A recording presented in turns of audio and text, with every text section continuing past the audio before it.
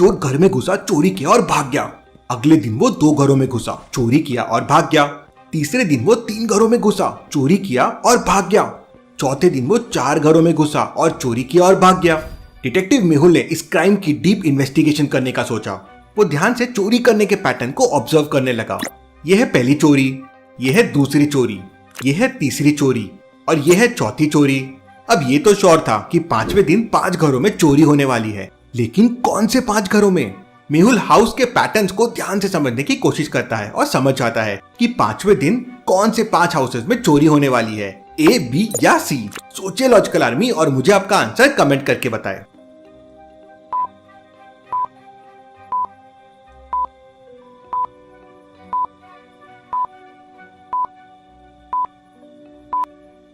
अगली चोरी पैटर्न सी वाले हाउसेस में होने वाली है। हाउसेस को अगर आप ध्यान से देखेंगे तो वो नंबर पैटर्न बना रहे हैं। 1 एग्जैक्टली रोमन नंबर 1 के जैसा है, 2 एग्जैक्टली रोमन नंबर 2 के जैसा है और 3 एग्जैक्टली रोमन नंबर 3 के जैसा है। तो 5वें दिन रोमन नंबर 5 के पैटर्न वाले घरों में चोरी होगी, इसलिए उसका आंसर सी है। चलिए अगली पहेली देखते हैं। दुनिया की सबसे ब्यूटीफुल पेंटिंग न्यूयॉर्क के मेट्रोपॉलिटन म्यूजियम ऑफ आर्ट में रखी गई थी। पेंटिंग एकदम सेंटर ऑफ अट्रैक्शन बन गई थी और शहर के सारे लोग पेंटिंग को देखने वहां पहुंच रहे थे। लेकिन अगले दिन पेंटिंग चोरी हो जाती है। डिटेक्टिव मेहुल तुरंत क्राइम सीन पे पहुंच जाता है।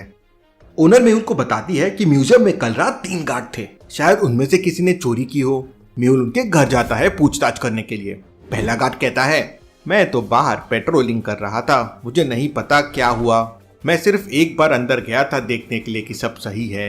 दूसरा गार्ड कहता है, मैं तो म्यूजियम के अंदर ही था, बट मैंने पेंटिंग की तरफ नहीं देखा, तो मुझे चोरी के बारे में कुछ नहीं पता है। तीसरा गार्ड कहता है, मैं भी बाहर पेट्रोलिंग कर रहा था, मैं तो सिर्फ वॉशरूम के लिए अंदर गया था, मुझे कुछ नहीं पता है। मेहुल तीनों के स्टेटमेंट्स को ध्यान से सुनता है और समझ जाता है कि चोरी किसने की है। लेकिन लॉजिकल आर्मी, क्या आप समझ पाए चोरी किसने की है? अगर समय चाहिए तो पॉज कीजिए या वीडियो को वापस देखिए, लेकिन चोर आप खुद ढूंढिए कि कौन है।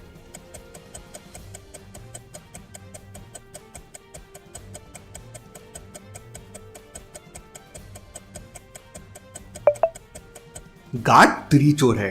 तीनों ने उस ब्यूटीफुल पेंटिंग के साथ फोटो खिंचवाई है, लेकिन उन पिक्चर्स के बैकग्राउंड देखिए। गार्ड 1 और गार्ड 2 का म्यूजियम का बैकग्राउंड है, लेकिन गार्ड 3 का उसके घर का बैकग्राउंड है, मतलब पेंटिंग उसके घर में रखी हुई है। वो चोर है। मेहुल उसे पकड़ लेता है। चलिए अगली पहेली देखते हैं। पैन एक बहुत ही बड़े बंगलों में रहता है। एक दिन उसके घर में चोरी हो जाती है। वो तुरंत डिटेक्टिव मेहुल को वहां बुला लेता है। मेहुल घर के एंट्रेंस और लॉबी को अच्छे से इन्वेस्टिगेट करता है, तो उसे समझता है कि लॉक को तोड़ा नहीं गया था। तब बेन मेहुल को बताता है, हाँ, मैंने इस बड़े वाले स्टोन के नीचे कुछ महीने पहले चाबी छुपा दी थी, शायद हो सकता है रॉबर्स को ये पता हो। मेहुल तुरंत समझ जाता है कि बेन झूठ बोल रहा है। कैसे लॉजिकल आर्मी, मेहुल को ये कैसे समझ गया? सोचिए सोचिए।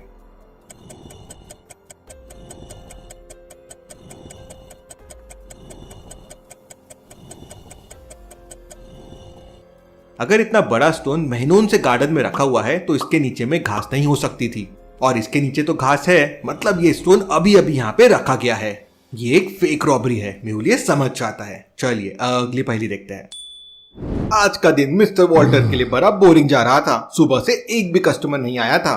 वो बैठे बैठे इतना थक गया था कि वहीं पे सो जाता है। तभी एक आदमी शॉप में आता है। वो देखता है कि मिस्टर वॉल्टर सोया हुआ है, तो वो 1000 रुपए उनके काउंटर से चुराता है और भाग जाता है। थोड़ी देर बाद वो शॉप में वापस आता है और मिस्टर वॉल्टर से 300 रुपए के हेडफोन्स लेता है। वो उन्हें उस हेडफोन्स के लिए 1000 रुपीज देता है। मिस्टर वॉल्टर 1000 रुपीज लेते हैं, 300 रुपए रखते हैं और 700 रुपए उसे वापस दे देते हैं। तो सोचिए लॉजिकल आर्मी और मुझे बताइए मिस्टर वॉल्टर को टोटल लॉस कितना हो गया? सोचिए सोचिए।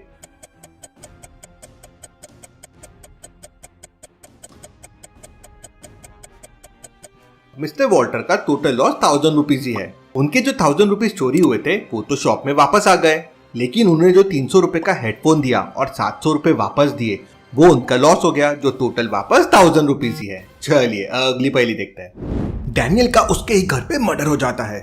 मर्डर करीब 4 बजे हुआ था। उसकी वाइफ डिटेक्टिव मेहुल को कॉल कर देती है। मेहुल क्राइम सीन पे पहुंचता है और पूरे घर को अच्छे से इन्वेस्टिगेट करता है, लेकिन उसे कोई सबूत नहीं मिलता। उसके बाद वो मेड और कुक से पूछताछ करता है। मेड कहती है, मैं तो सर के रूम में करीब 3:30 को कॉफी देने गई थी, उसके बाद मैं वापस नहीं गई। कुक कहता है, मैं तो सर के रूम में गया ही नहीं, मैं तो किचन में डिनर बना रहा था। फिर डैनियल की वाइफ कहती है, मैं उसके रूम में करीब 3:45 को गई थी।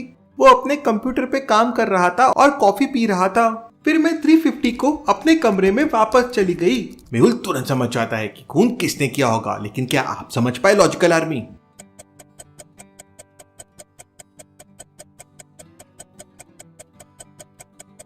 डैनियल की वाइफ 3:50 को उसके रूम में गई थी तो कॉफी मग टेबल पे रखा हुआ था, लेकिन जब उसका मर्डर हुआ तो कॉफी मग टेबल पे नहीं था और कॉफी मग टेबल से सिर्फ मेड उठा सकती है। और ये देखिए वो मग डाइनिंग टेबल पे रखा हुआ है, इसका मतलब मेड रूम में गई थी। वो झूठ बोल रही है, उसी ने डैनियल का खून किया है। मेहुल उसे पकड़ लेता है। चलिए अगली पहली देखते हैं। मार्था एक दिन दौड़ते हुए पुलिस स्टेशन पहुंच जाती है और पुलिस से हेल्प मांगती है। मेरी और सैम की कल शादी हुई थी। हम सुबह सुबह हनीमून के लिए निकल गए थे। रास्ते में हम कीचड़ में फंस गए थे। हमारी कार मूव नहीं हो रही थी तो हम लोग नीचे उतरे और कार को बाहर निकालने की कोशिश कर रहे थे, लेकिन कार नहीं निकली। फिर मैंने सैम को वहीं जंगल में छोड़ दिया और मदद के लिए बाहर ढूंढने निकली, लेकिन जब मैं वापस आई तो वो मर चुका था। इंस्पेक्टर समझ जाता है कि मार्था झूठ बोल रही है और उसे तुरंत पकड़ लेता है। क्यों लॉजिकल आर्मी? इंस्पेक्टर को ऐसा क्यों लगा? सोचिए सोचिए।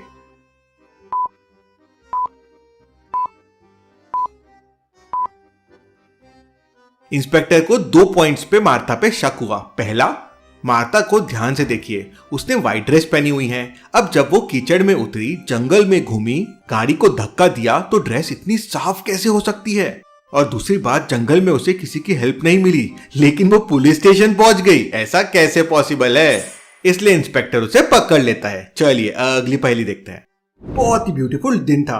रोजी ने काफी दिन से शॉपिंग नहीं किया था तो वो शॉपिंग करने के लिए तैयार हो जाती है और सुबह सुबह ही निकल जाती है। शाम हो चुकी थी लेकिन रोजी अभी तक घर नहीं आई थी। उसका हस्बैंड टेंशन में आ जाता है और तुरंत उसको कॉल करता है, लेकिन वो कॉल नहीं उठाती।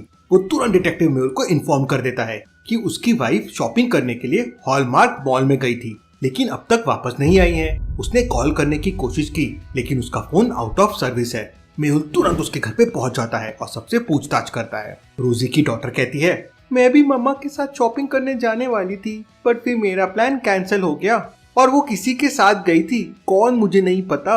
रोजी की मेड कहती है, मैं भी मैम के साथ शॉपिंग पे जाने वाली थी, बट फिर उन्होंने आखिरी मोमेंट पे मुझे घर पे रहने के लिए कहा और कहा कि वो कोई फ्रेंड के साथ जाने वाली है। उसका हस्बैंड कहता है, मैं तो ऑफिस में ही था, बहुत बार कॉल करने की कोशिश की लेकिन उसने कॉल नहीं उठाई। जब मैं घर आया देखा वो नहीं है तो मैंने आपको कॉल कर दिया।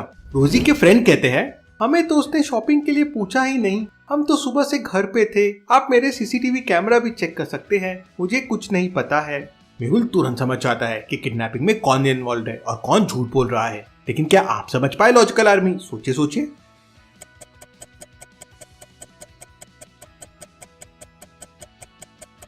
मेड झूठ बोल रही है। अगर वो सुबह से घर पे थी तो उसके पास हॉलमार्क के ये बैग्स कहां से आए? मतलब वो हॉलमार्क मॉल गई थी, उसने शॉपिंग भी की और वही रोजी के साथ गई थी। मेहुल उसे पकड़ लेता है। चलिए अगली पहेली देखते हैं। रॉजर अपने काम की वजह से बहुत स्ट्रेस्ड आउट था तो वो काम करते करते बहुत चाय पीता था। मेरे लिए चाय लेके आओ, वो अपनी डॉटर से कहता है और उसकी एक डॉटर चाय लेके आती है, उसे चाय देती है और चले जाती है। थोड़ी देर बाद लाइट चले जाती है और जब लाइट वापस आती है तो रॉजर मर चुका था। डिटेक्टिव मेहुल तुरंत क्राइम सीन पे पहुंच जाता है। वो नोटिस करता है कि रॉजर ने एक क्लू छोड़ा हुआ है। क्लू है NA। हो सकता है ये NA किलर के नाम में हो। मेहुल तीनों डॉटर्स के नाम चेक करता है, टीना, जोशना और हैना। अरे तीनों में NA आता है, लेकिन मेहुल तुरंत समझ जाता है कि तीनों में कौन है जिसने रॉजर का मर्डर किया है। लॉजिकल आर्मी, क्या आप सोच के बता सकते हैं वो कौन है? टीना, जोशना या हैना? सोचिए और मुझे आपका आंसर कमेंट करके बताएं।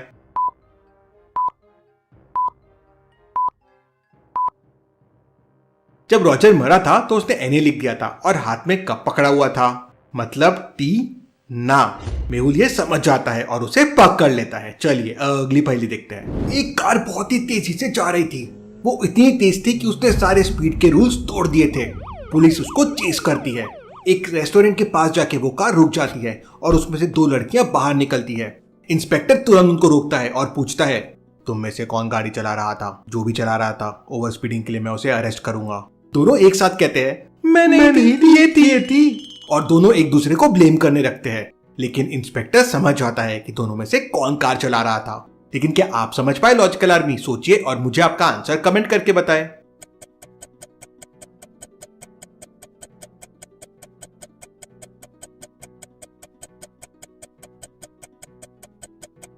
दोनों लड़कियों के जूतों को देखिए। कोई हील्स पहन के इतनी फास्ट गाड़ी कैसे चला सकता है? मतलब ये वाली लड़की कार चला रही थी। इंस्पेक्टर रिक का एक दिन खून हो जाता है। डिटेक्टिव मेहुल क्राइम सीन पे पहुंच जाता है। उसको रिक के घर पे कुछ क्लूज मिलते हैं। मर्डर खिड़की से आया होगा, फिर रिक को मारा और वहां से भाग गया। घर पे उस वक्त 4 लोग थे। मेहुल चारों से पूछताछ करता है। मीट कहती है, मैं तो सुबह से क्लीनिंग और डस्टिंग कर रही थी, मुझे कुछ नहीं पता है। कुक कहता है, सर मैं तो किचन में खाना बना रहा था, मुझे भी कुछ नहीं पता है। रिक की डॉटर लिली कहती है, सर मुझे खून के बारे में कुछ भी नहीं पता है। रिक की वाइफ कहती है, सर मैं तो टेरेस पे एक्सरसाइज कर रही थी, मुझे कुछ नहीं पता है। सबकी बातें सुनने के बाद मेहुल तुरंत समझ जाता है कि खून कौन कर सकता है। लेकिन क्या आप समझ पाए लॉजिकल आर्मी?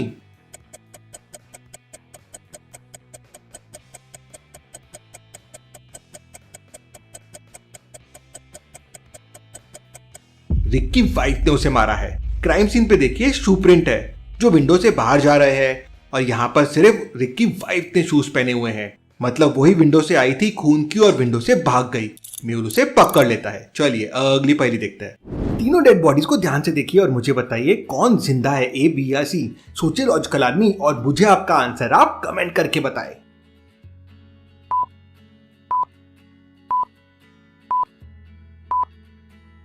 ऐसी और पहेलियों के लिए जल्दी से चैनल को सब्सक्राइब कर लीजिए। Thank you.